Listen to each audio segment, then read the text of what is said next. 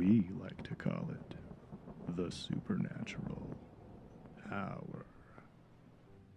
And now, our hosts. Hey, welcome to the Supernatural Hour. This is your host, Raven. This is Doc. And I'm Chad. So we are coming to you not from the Washoe Club this time. Yeah. We're back in the, what are we calling it? The Attic of Despair? The Attic of Despair. And I haven't been in the Attic of Despair for a while. I've called in a few times from home, but I'm just happy to be in the studio. Doc's been calling it in. Yeah. Well, and he lives quite a ways away. I mean, far enough, close enough it's not ridiculous to come up, but far enough away that it worked out. It worked out today, so yeah. I'm happy to be in the Attic of Despair, as weird as that sounds. Yes, so Emmett just isn't feeling well tonight. Jess has got Renaissance Fair on the weekends for the next few weeks, and Rogue is enjoying being a brand new grandma. For like the first time, right? Yes, first time grandparents. So Congratulations, Rogue. So they will be here next time. So she's Granny Rogue now. She is Granny Rogue. Harkens back to Granny Cinnamon. We do not mention that name. Granny Cinnamon. Ever. Okay. You're out. You know it's bad news when you're named Cinnamon. There's a long story behind And if any of you are named Cinnamon, I apologize. Okay, so Chad, do you want to talk about our business? Our business. We had some business that we accomplished just last night. We did go to the Fort Douglas Museum and had a great investigation. We're going to talk about that later. Business coming up. We're going to have some more investigations. We'll have one about 6 weeks out. At this point, we don't have it officially scheduled yet. Right, because we literally just had our most recent one last night. I mean, when you hear this, it'll be Wednesday. It's Sunday as we're recording. We literally had our Fort Douglas last night. And we'll talk more about that. But yeah, we don't have any other investigations currently scheduled. We're working on those. The other thing that we've been doing is hanging out and making sure that we've got stuff up on YouTube and our podcasts. So that's kind of the business. And the business that we don't have has been brought to you by Castle Photo Art. Yep, he does a great job. So And Castle Nature Studio too, I guess. Sorry. I had some. So we took our podcasting equipment to Virginia City, and our microphones are held in by these little rubber band things that look like hair ties, and they zig and they zag, and they look kind of retro and kind of cool. But I think I spend every third or fourth podcast trying to zig and zag, and if you don't, the microphone's flopping around, and I think I'm happy. I think your red light's a little bit on the side. Except it's turned sideways. Oh, dang it. No, you sounded okay, though. No, it's fine. I just... I zigged and zagged, and I don't have the microphone in the right spot. We've got 2 residentials that I'm in the process of scheduling. But in the meantime, we can talk a little bit about Fort Douglas. So, Chad, I'm actually going to have you start. I want you to talk about the attack, because you were more directly involved with that than I was. Oh, we had a couple of them. One of our investigators that helped with the hosting, Vivian, right out the door, I think they were down in the poker room. I think that's where they started out first. And no, actually, she was in the library. Yeah, they were in the library. They were in the library, and I get a call over the radio that she's not feeling well and that, and she's usually the one, doesn't usually have this problem. Skylar is the one that usually gets attacked, and he was there with her. And I couldn't go help because I didn't have... You were leading a group. I was leading a group, and I didn't have a second. Yeah. Vivian came, we went and got her, and we brought her back kind of the main base, and she got the selenite out, and we sprayed her with the sage spray and the selenite, and she got feeling a little bit better, relatively quickly, but she was having kind of those issues pretty much most of the evening, most of the night. She never did go back and investigate, did she? No, she stayed in just kind of at the main base area in the lobby and took on some water and sprayed and held the selenite and the obsidian. She said that the obsidian and selenite got really, really warm, much warmer than usual. When we were going from, I think it was our last rotation, we were going from the poker room to the library. She came out and said, you got to feel this selenite. And I felt the selenite, and it was It was hot, and it wasn't just Hotter- a warm body who's been holding a stone for a while. I mean, Hotter it than was- body temperature. Yeah, it was toasty. And that's weird because you think, hey, that's a rock, and They don't generate heat. and I'm holding it in my hand. Yeah, so I found that interesting how hot that selenite was.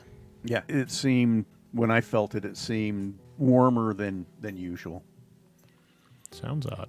Yeah, and then there was another Stones girl don't that got connect. attacked, We had another girl, and I didn't know that one until we were packed up and going home. and it happened towards the end. Okay. And she was actually down in the poker room. I was down there with Skylar because Vivian had been with Skylar, and Skylar's one that tends to have some of these psychic attacks happen to him. And I thought, I don't necessarily want him down in the poker room on his own, with a group, without another investigator where he's kind of prone to that. So I actually went down with him and another one of the people that came to the investigation. She'd standing over in the corner of the room. We had a laser grid up and we're asking questions, and she started to get feeling a little bit dizzy, and so we had her sit down in a chair. And then she said, I'm starting just not to feel, very good, a little nauseated, a little bit. So I took her up and we got her some water and got her selenite and sprayed her with the sage sprays and checked her out. And I think she's sensitive to this because she also had a bit of a psychic attack. She was at our original Petite Neat Oh, okay. investigation. And Oh, she had okay. a bit, she was the one that was given the blessing there. Yeah, I remember that. So she's a bit Sensitive. sensitive also.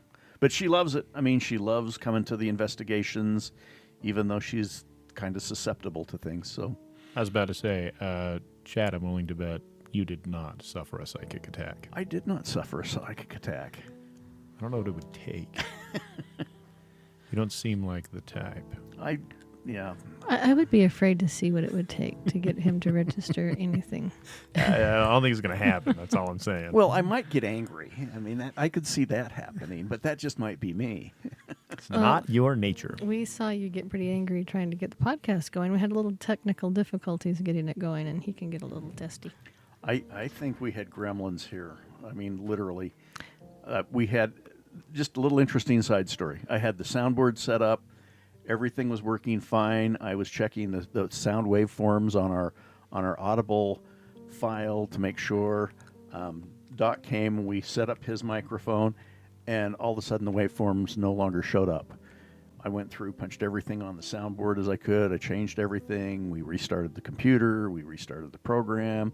I unhooked the soundboard and hooked it back up. Same problem with that same file. But you got it fixed. Yeah, we got it figured out. Yeah, finally I went out and I thought, well, I'm going to go and see if I can pull up an old broadcast, an old file that we did. And I did. And I was able, I renamed it. So we still have the old file, but I renamed it to this episode and started it, and the waveforms worked. So Back Well, in action. we will discuss what that might be in our junk drawer. All right. So I'm not going to tell you. You'll just have to wait. but that was a very frustrating 20 minutes for me. I hate it when technology doesn't work. And this soundboard, I'm getting better at it, but sometimes it gives me gremlins, gives me issues. Fits, Anyway. yeah. Overall, it was a good investigation. I think when we first got there, I don't know if people haven't been there for a long time. I didn't ask Bo when the last time investigators were there. But usually when we go to Fort Douglas, it's hopping pretty quick. Part of that, though, is when we have gone to Fort Douglas, usually we can get right into the basement where they have the headstones. And the reason they have headstones there, if you're not familiar, they bring headstones down from the cemetery that's on the fort for restoration purposes. Some of them have been broken or have come loose, and so they bring them to restore them, and then they replace And literally, them. some of them are just eroding away. Right. So they're in this, restoration process. So it's not like they just have random headstones down there for the fun of it. And there's a lot of dark energy down there. Type 3s, which, if you're new to our podcast, is a demonic entity. Because of some things that they're doing, we're not granted access to that area right now. And so I've noticed, I think we've only been there twice since they've had that area closed off. I think it's because we can't get to where those dark spirits are that they don't. It's not as dark as it has been in the past when we've investigated there. Our first section, my group's first section was just in the main museum area. And we were able to get some of those Type 3s to come up the stairs and turn on the cat balls that we've got. We started to get kind of a heavy feel. And we were talking to a female spirit. I believe her name was Sarah or Jane. I don't remember what it was. Or Sarah Jane. No, it was just one name. Who knows? We chatted with her. We had a fellow in our group that could actually see and hear spirits. And so, Didn't he just reach out to you a minute ago? And so he could see her. And it was interesting because, he would ask questions through the Ghost Meter Pro, and he knew the answers because he could see her. And it was interesting to see that, that she was answering, what he was seeing. And so, to get that immediate confirmation, it was kind of cool. It was like, okay, yeah, my equipment does actually work. So we chatted with her for a while. And then we went down into the poker room. And again, in the poker room, it was a little quieter than usual. I spoke a little bit of German. Tell them a little bit about the poker room. Give a little background for people that are not familiar with this area. So Fort Douglas, at one time, held prisoners of war for World War I, not II, one. And so this poker room, it's a room in the basement. It's, other than some electrical ductwork and plumbing, it's original. There's even some graffiti that some of the prisoners carved in on the door. You have to be careful and not stand on the outsides of the floor, against the walls, because it's a little thin and rickety there. You could fall through. You're not going to fall into the center of the earth, but it's fall through some floorboards. You'll fall through some floorboards. I don't know. It's been a while since I've looked in the hole in the corner, but it's a good 3 or 4 feet down there, I think. You'd break an ankle or something. At one point, people have wanted to, remodel it and put sheetrock up and make it a storage room. And Bo, the curator, there's like, no, this is original. This is historic. He won't let them. They don't even have anything in there. Yeah, it goes back into the 1890s or maybe even earlier than that, when Fort Douglas was first established. Mm-hmm. In the late 1600s. Good on them. You can build a shed anywhere. Right. Yeah, keep it original. That's my opinion. Yeah. So, other than some stuff that they had to do for plumbing upstairs and electricity, it's all original. So we were in there. I took German in high school and junior high and got okay. I wouldn't say good, but okay. And just never used it, so forgot about it. But when I'm taking my Arabic tests, boy, that German just comes flooding back. I have the same problem with Russian and Spanish, where I'll have patients that'll start speaking to me in Spanish, and sometimes I want to respond in Russian, which would only complicate things. Doesn't help, yeah. So I dusted off a little bit of German. I was able to say, hello, are you here? How are you? What are you doing? And we got some responses back on that. That was kind of interesting. We got some, we heard some sounds. We heard some voices. I believe we heard a growl. Michelle and her 2 boys were there. She got a real interesting photo. I need to see if she'll send it to me of some interesting shadows. And when we were talking to the German spirit, it was through the Ghost Meter Pro? The Ghost Meter Pro. A little bit of flashlight play, which I find it interesting because in Virginia City, the spirits like the flashlights the most. Mm. In Virginia City, they hardly ever use the Ghost Meter Pro. Yeah, so it's just interesting to see what the spirits like. I hardly got the flashlights to turn on at all. So our last area was out in the library, and that's the first place that we've finally got some flashlight play. We were down in the poker room, and it got cold because it's not heated down there. It was cold.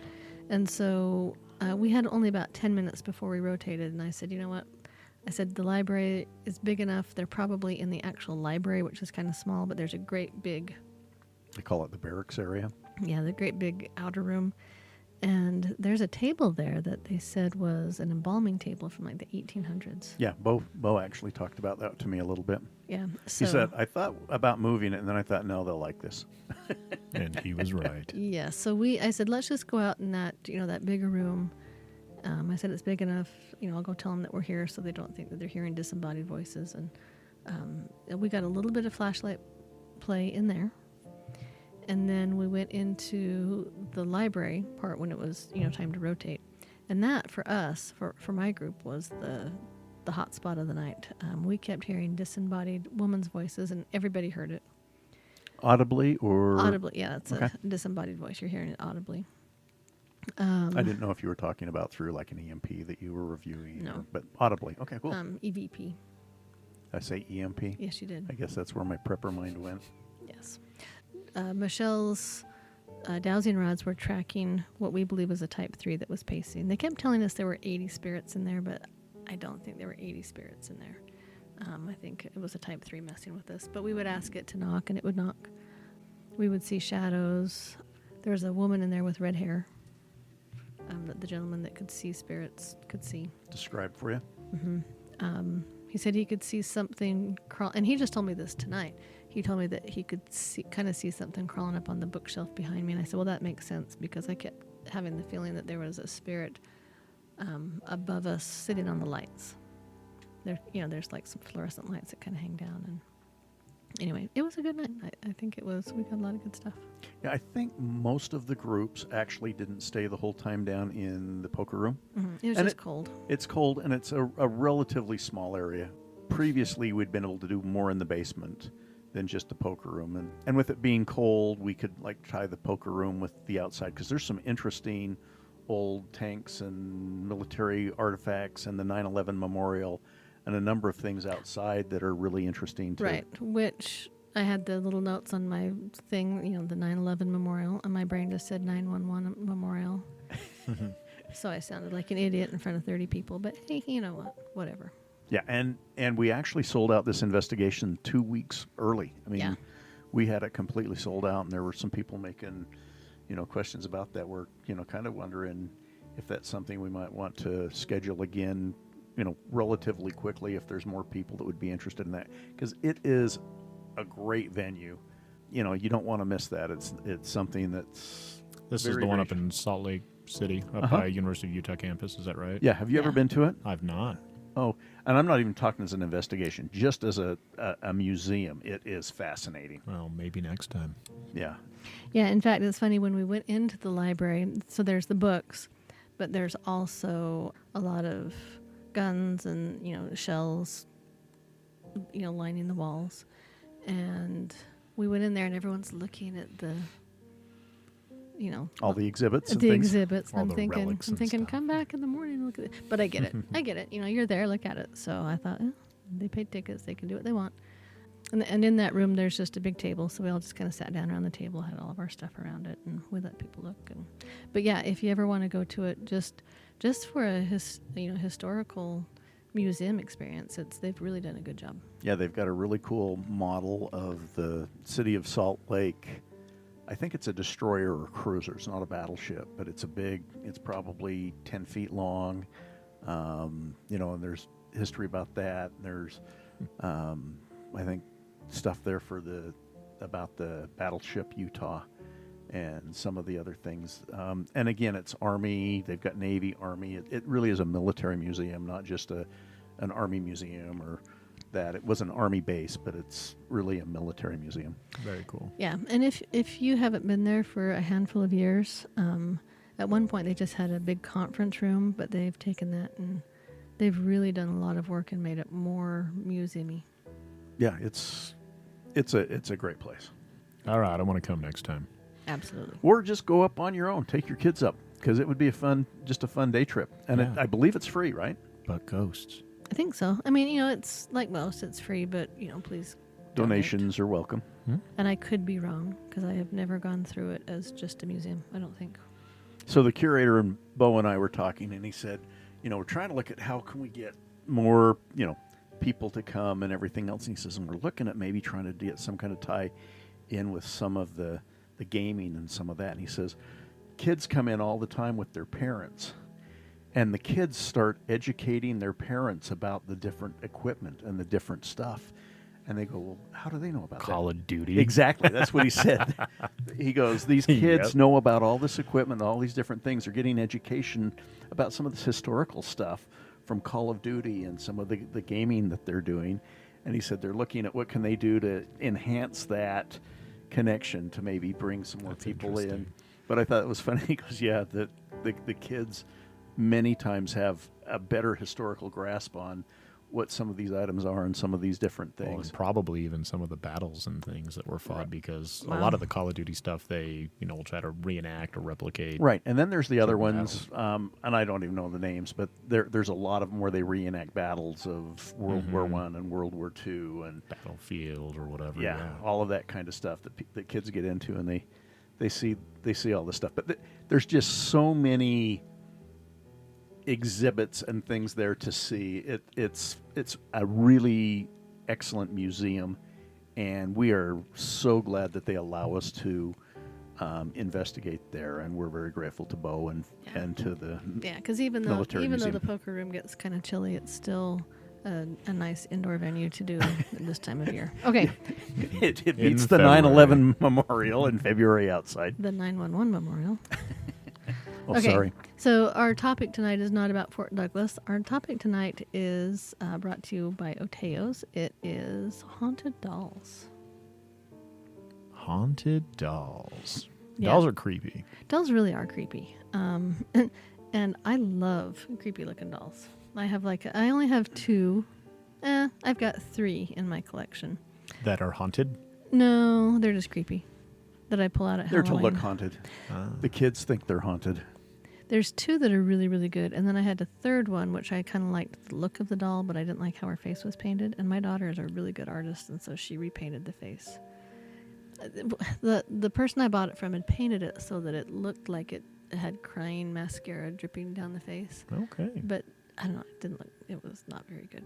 No. The execution was not fabulous, so my daughter repainted it. It looks a lot better.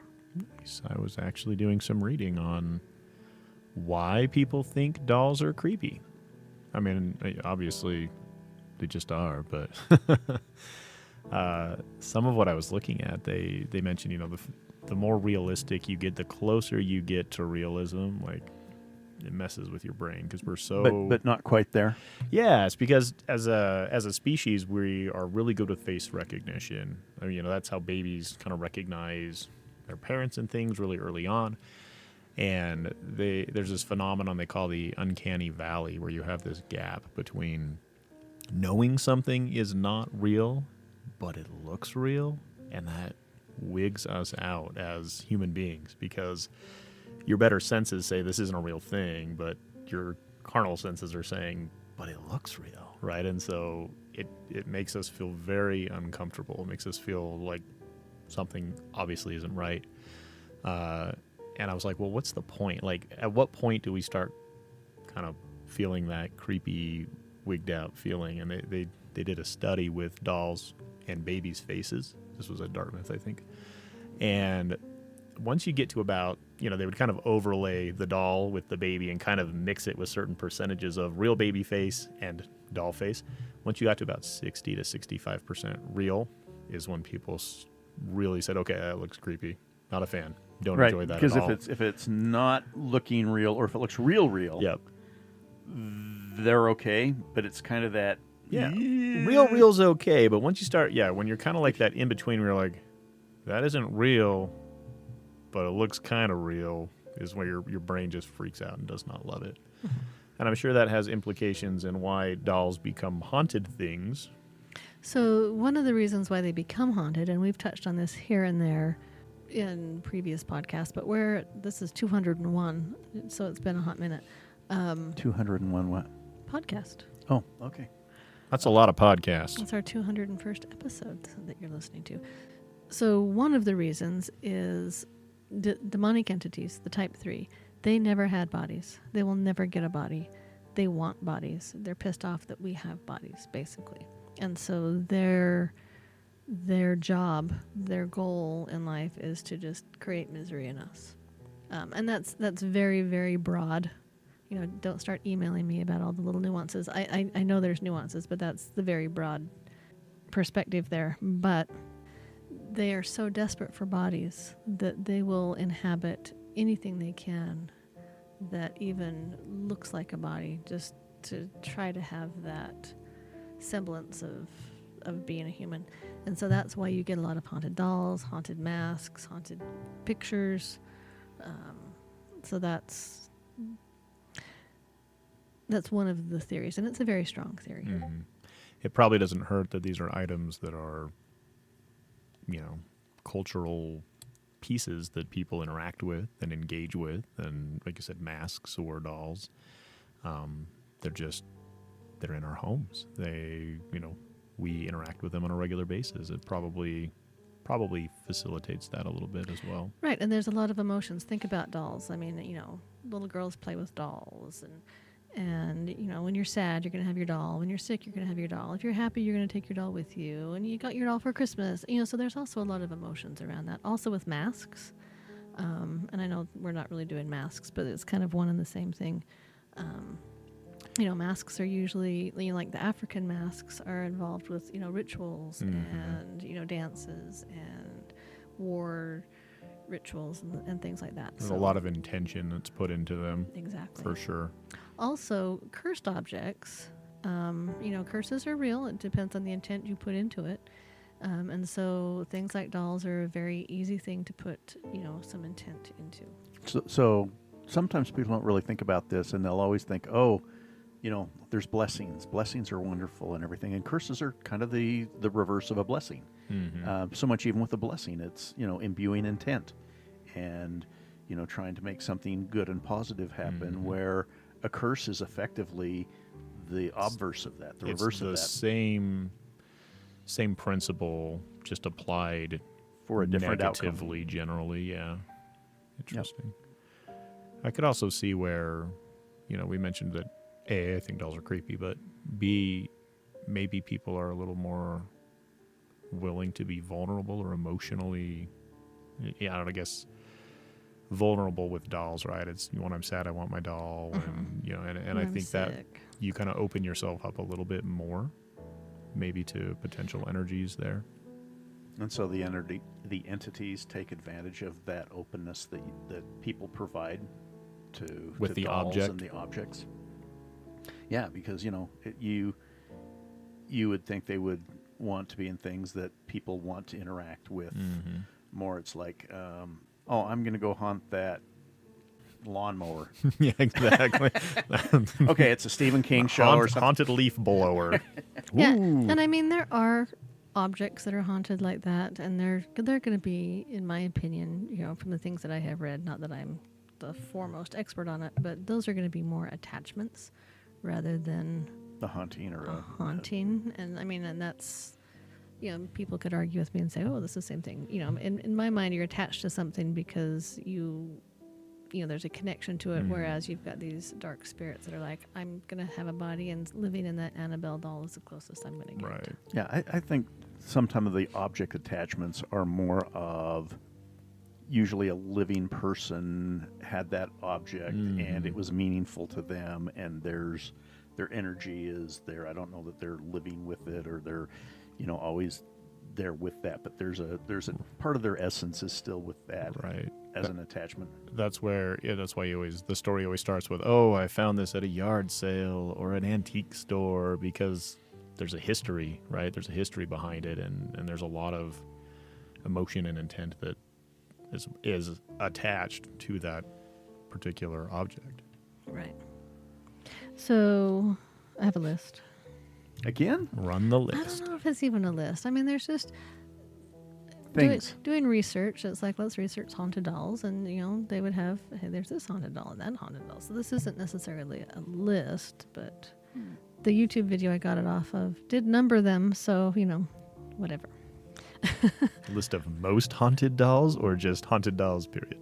I think they went from least haunted to most haunted. It seemed that way, but with a lot of things, oftentimes in lists, things get numbered when they're really more of bullet points. Yeah. We've kind of talked about that these are just, there's 10 different things, and depending upon you, this one may be more creepy than that one. Yeah, because there was some that I'm like, yeah, that one seems kind of dumb. I'm not going to talk about it.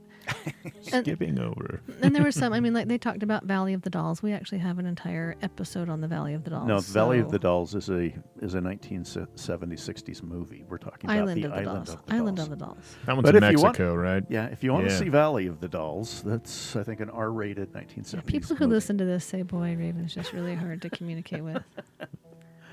I think Sharon Tate was in Valley You of could the watch Dolls. Guys and Dolls. I am charming.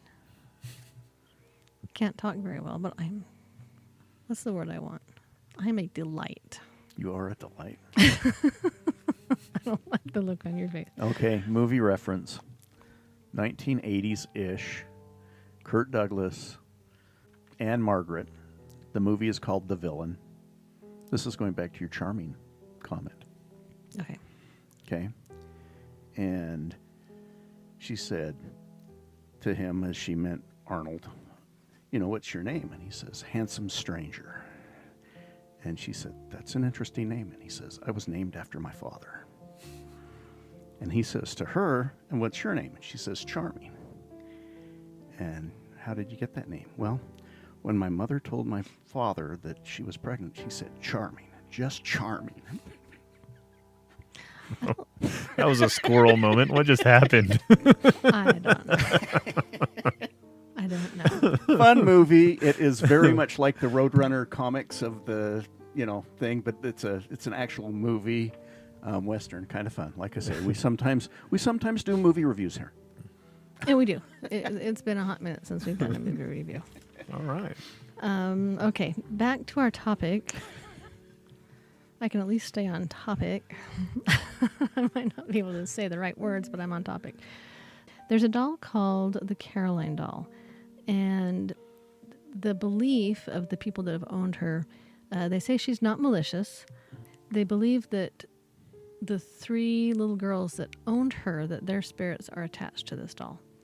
And they're kind of fighting for ownership of her. So this can kind of go whether you believe that it's, an attachment by the people that owned it or if it's a negative spirit. But where they say it doesn't seem to be malicious, you could kind of pause. That being said, a negative entity is not going to just jump out and be malicious first thing. It's going to be cute to start with. So who knows? But they said she tends to whisper to the owners, kind of would move. The last time they saw this doll, and they showed a picture of this doll looked a little creepy. If you remember Lady Elaine Fairchild from Mr. Rogers. Yeah, she was kind of creepy. This doll reminded me, it's not like, oh, that looks exactly the same, but kind of esque. Getting those like marionette vibes? Like Yeah. Puppet vibes? Yeah. Okay. Not like a clown, but overly done makeup, but I don't know. But no one has seen this doll since 2004. So, who knows? And they don't know where the doll went? Nope. Okay. They don't know Up and left. what happened to her. So the next one is called Susie.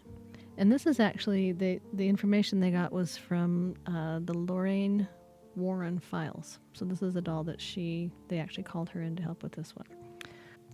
There's a gal named Heather Platt, and she made this doll. For her niece? No, Heather Platt is the niece, and the doll was made for her by her aunt. And that night, the night that they got the doll, the parents woke up to growling. And they said they saw a dark shadow that seemed to come from outside and move around the house. And things would move in the kitchen. Their hair would be pulled. The doll itself would move around the house. And it ultimately took the Warrens doing an exorcism to get the doll out of the house. And to get the spirit. And it's not like the aunt made this with any bad intent, right? They didn't say anything about it, and everything on this, I'm sure there's a huge, long backstory, especially if it's got the Warrens involved. But you wouldn't think so. Yeah, And it almost seemed, as they described that it was like this entity came almost like down the road and recognized, oh, here's a vessel right to come into. See, go ahead yeah. and take up residence. That's just where I was going to, is I think it might have been the wrong thing at the wrong time. An entity looking for some sort of a doll thing to occupy. I was like, oh, hey, I like that one. Maybe something dark going on, and then just boom. Yep. So there's one called the Old Man Puppet. The doll. This one was creepy. This one was creepy. So this guy bought this doll. It was a puppet. Kept it in a drawer next to his bed, and he woke up being choked by the doll. That's like some poltergeist stuff right there. Yep. Let's see.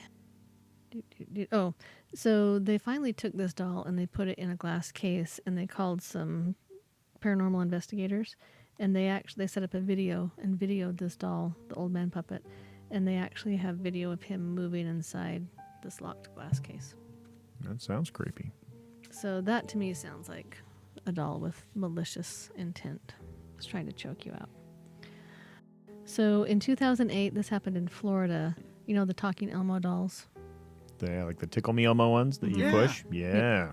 That can talk to you. So there How was much fun they are. Yeah, there was one that would make death threats to his 2-year-old owner, and it would say, "Kill James."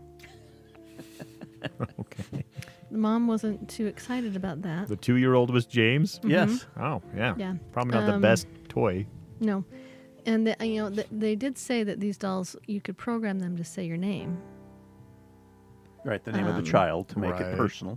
so that it would talk to you But and your kid. kill wasn't like one of the options. No, and neither the parents would have done that because that's just creepy, right? Mattel Fisher-Price offered them a refund, which was good. A for new them. doll. I must say, fair enough. They did say that there was no issues with this Elmo doll until they changed the batteries. They said they changed the batteries and suddenly it started saying "Kill James." So I don't know, but that's kind of creepy. Did they say what they did with the doll? Mm-mm. Like burn it? That's probably what I would have done. Like, and we're done here. So this is one that I thought was creepier. It's called the Devil Baby Doll. So in New Orleans, 19th century, Marie Laveau, we've actually done a podcast on her. Interesting. The voodoo queen of New Orleans. Kind of the voodoo queen. She actually cursed a bride, and the bride gave birth to, purportedly, a child who was literally the spawn of the devil. Hence is the story. Ouch. And so the Creoles in the area, this freaked them out. They didn't want to be given birth to spawns of the devil. So they made these dolls to protect themselves.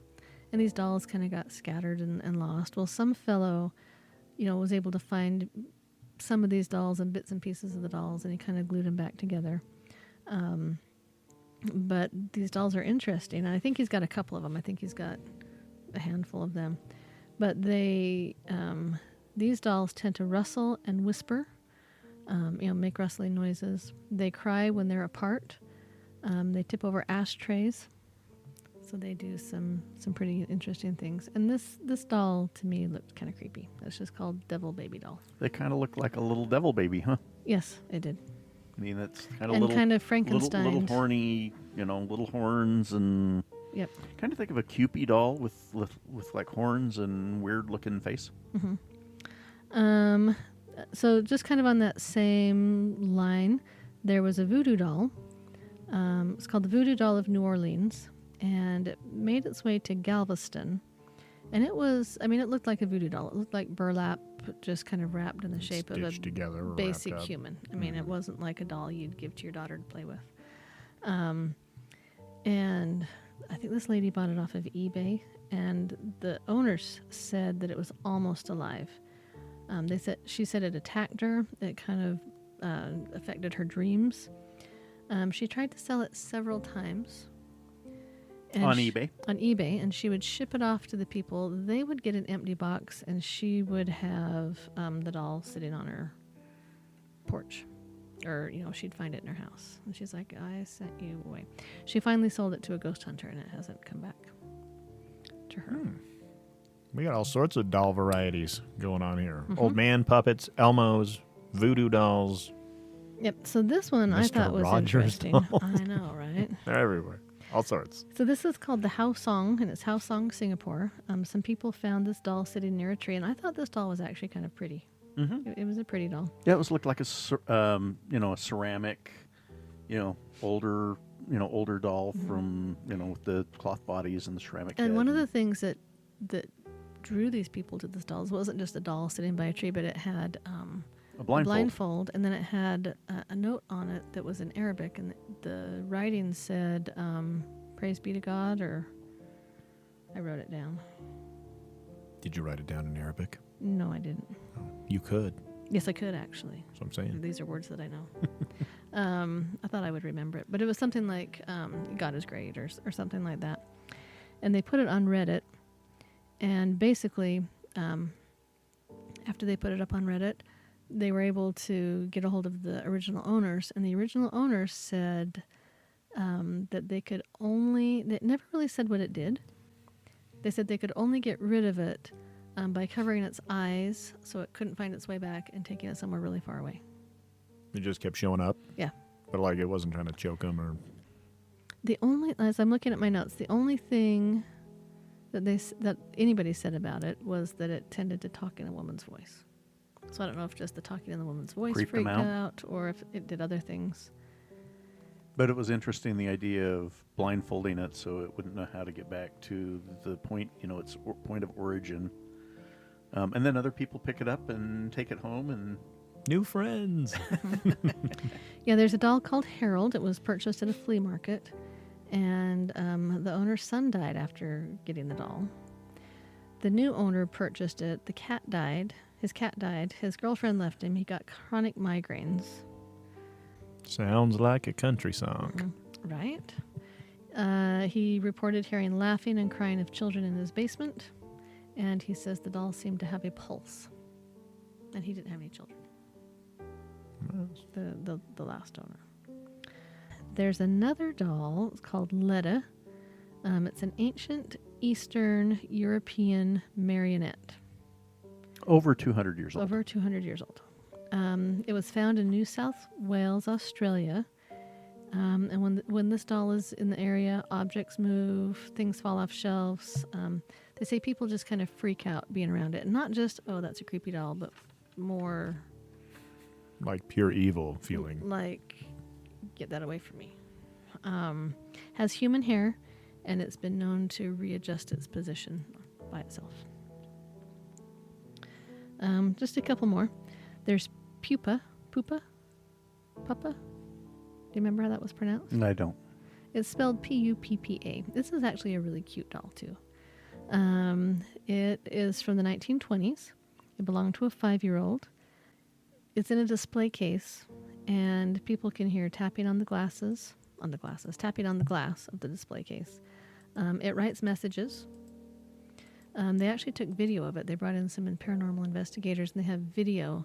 But when they go back to look at the video, they just see like fog and the word no in the video.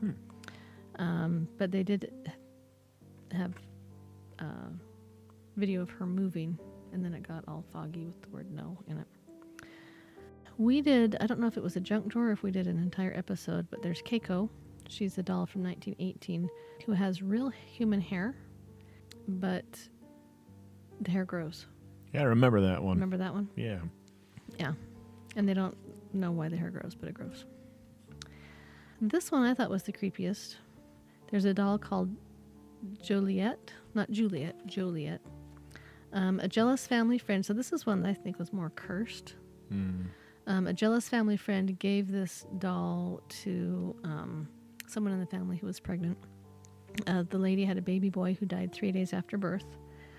And then after the baby boy died, this doll started emanating baby cries. This doll has been kept in the family for 4 generations. This is where I start to question The things. sanity of people. Yeah, what are we doing here, guys? Kept in the family. Since then, I think they said there's been several women that have given birth to one healthy baby boy, one healthy baby girl, but the boy dies on day 3. Right. So we're just going to keep the doll? So, yeah, to me, I'd be like, okay. We know it's haunted, and we know the baby's going to die. Yeah, the first time it happens, it's Let's like, hold on to it. that's too bad. The second time it happens, it's like, The third time it happens, it's like, we're getting rid Let's stop playing with fire, right? of the doll.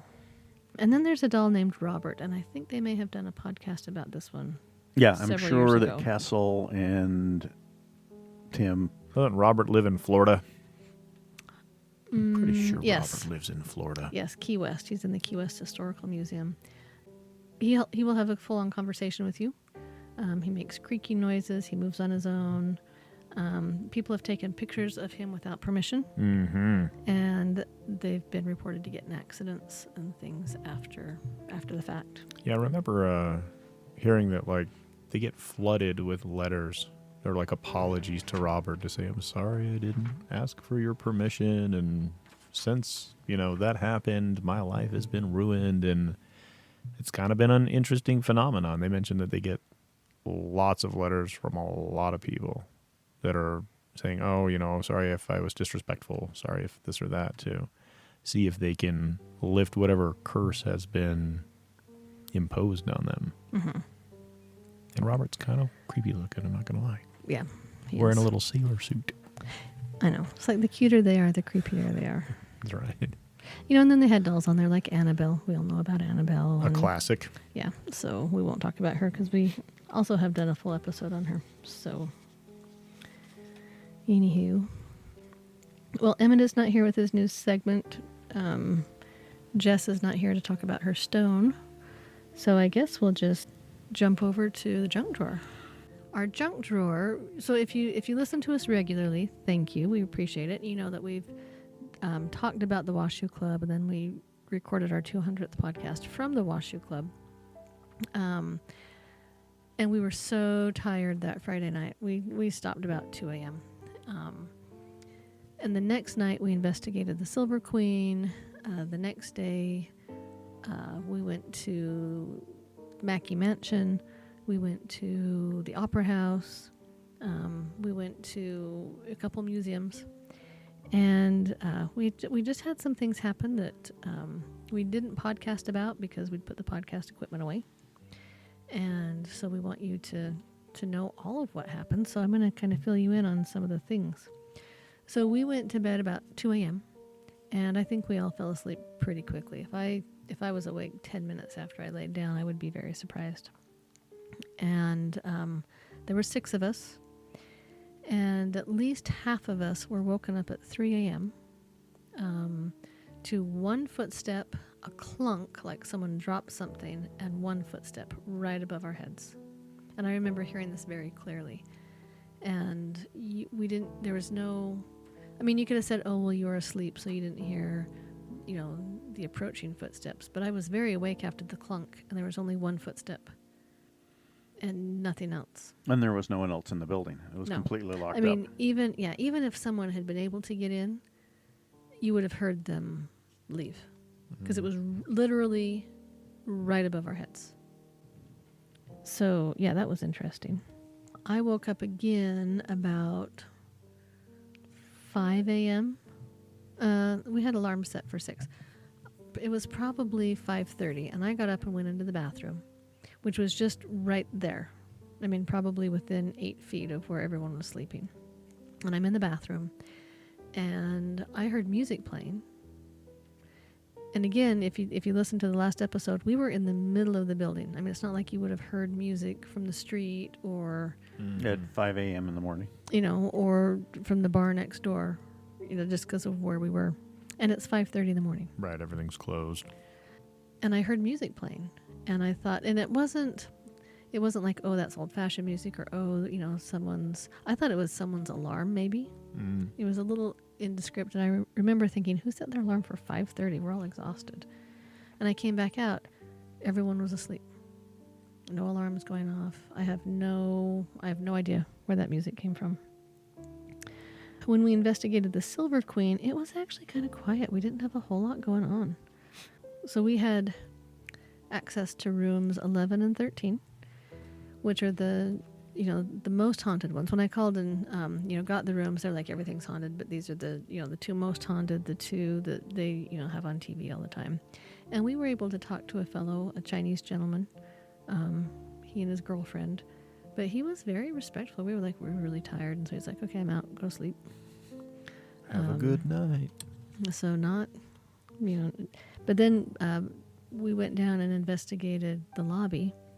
And the spirits there didn't like me. I ended up just kind of going and sitting out because there was a chapel, which is where where everyone else was investigating. And I came out and said, I was trying to get TikTok to work. So I stared at my phone like half the night trying to get TikTok to go. Yeah, bad internet connection. Yeah, the internet service was not so great up there. They did have a lot of activity in the chapel. They were chatting there was a married couple back there that they were chatting with. They had a place, the lady's like, everyone thinks that any cold storage was a crypt. She's like, this one was never used for a crypt. This was just cold storage. We went into there a little bit, got a little bit of flashlight play.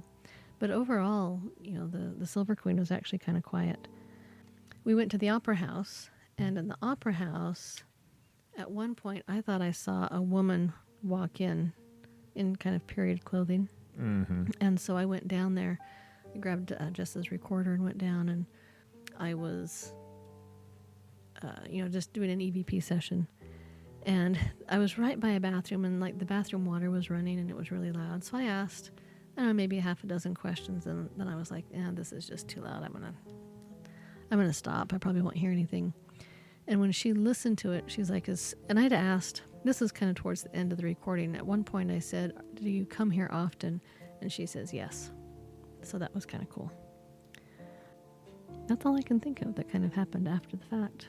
Am I leaving anything out? No, just a really interesting trip, a great city to go to, or little town to go to. Even if you don't ghost hunt, I would still go there because it's got Western vibes, right? Western vibes. I think the town I don't think they've done a whole lot of renovation. Every building is sideways. I mean, you don't feel like you're going to die, but sideways. Mark Twain lived there for a while, right? In Virginia City. You can't blink without finding a museum. I mean, if you go there and say you're bored, then you must have just sat in your hotel room and did nothing, because we got nickeled and dimed on museums everywhere. And they weren't that expensive. No, but $5 here, $4 there. The cemetery was kind of cool. Yes. We had a hard time because it was very snowed in. 2 feet of snow. We had dropping through without snowshoes. Yeah, we snowshoed sans the snowshoe, so... You just shooed We just shooed.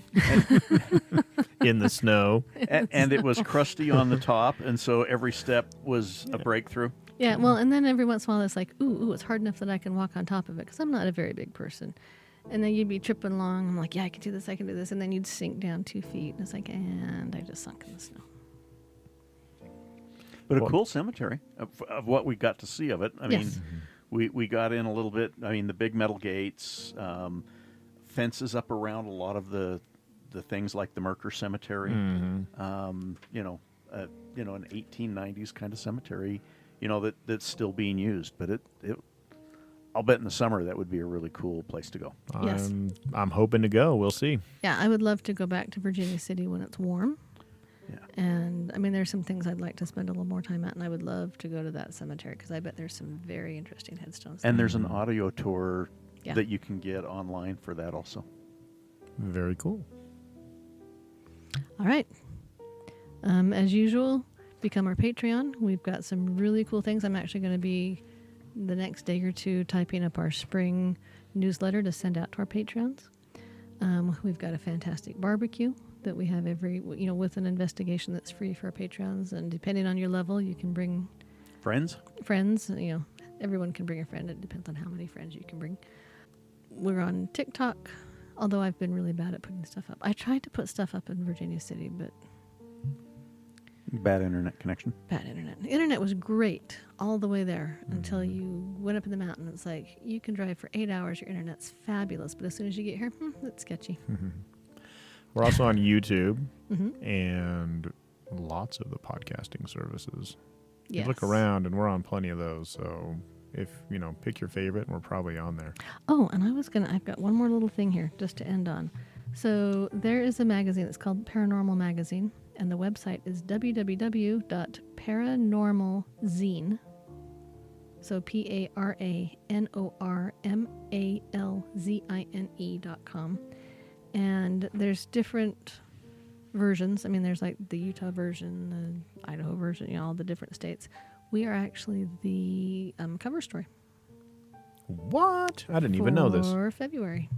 Is that for the Utah version, or is that For the Utah version. So when you go to paranormalzine.com, you'll want to look for the Utah version. And Doc, you might have your face on the cover of that magazine. What? Yeah. Oh my gosh. So I'm looking. Yeah, they just wanted some photos, so I grabbed some photos. The only thing that makes me sad is I sent the names of everybody in the group, and they didn't put in all the names. But so if your name doesn't show up, sorry. If you're on our team, I gave it to them. We can't control what others do. Yeah. Well, someone else edits it, and things happen. So I'm not upset at them. I mean, I get it. So Well, if my face is on there, woohoo, I guess. you should go look at it. It's pretty I hot. had no clue. Anyway, yeah, so go check out that article. It explains a little bit about us, and you can see what at least a handful of us look like. And stay spooky, my haunty friends. Have a good one. Hey, have a good night. You've been listening to the Supernatural Hour at AdvancedParanormal.com. The Supernatural Hour is part of the Radio Ronin network found at RadioRonin.com. Copyright by Advanced Paranormal Services.